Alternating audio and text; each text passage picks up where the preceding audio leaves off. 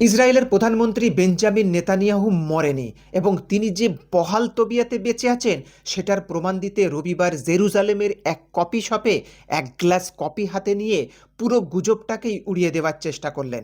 আসলে যেদিন থেকে আয়াতুল্লাহ আলী খামেনির ছেলে মোস্তফা খামেনি ইরানের শাসনভার সামলেছে সেদিনের পর থেকে নেতানিয়াহু সহ ইসরায়েলের বড় কোনো নেতাদের বাইরে ঘুরতে দেখা যায়নি।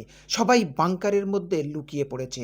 সাধারণ ইহুদিদেরও বাংকারের মধ্যেই ডিজে বাজিয়ে মদ খেয়ে বাংকারেই পার্টি করতে দেখা গিয়েছে।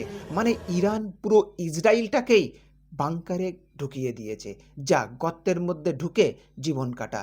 এরই মধ্যে নেতানিয়াহুর একটি ভিডিও ভাইরাল হয় যেখানে তাকে 6টা আঙুলে দেখা যায় বলে অনেক প্রো ইরানিয়ান মিডিয়া খবর করতে থাকে বেঞ্জামিন নেতানিয়াহু আর নেই, মারা গেছে। ইরানের মিসাইলের আঘাতে মারা গেছে বলেই ইসরায়েল তার এআই ভিডিও দিয়ে কাজ চালাচ্ছে।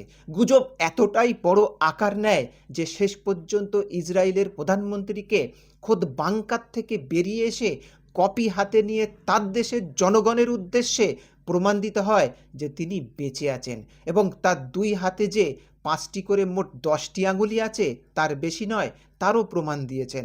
আসলে মুস্তফা খামেনি ইরানের সর্বোচ্চ নেতা হওয়ার পর কোথাও ইসরায়েলের নেতাদের মধ্যে একটা আতঙ্কের বাতাবরণ তৈরি হয়েছে যে মোস্তফা তার বাবা ও পরিবারের লোকদের মৃত্যুর বদলা নিতে ইসরায়েলের প্রথম সারির নেতাদের উপর হামলা চালাতে পারে। তাই গত এক সপ্তাহ ধরে নেতানিয়াহু সহ ইসরায়েলের ক্যাবিনেটের কাউকেই বাইরে দেখতে পাওয়া যায়নি।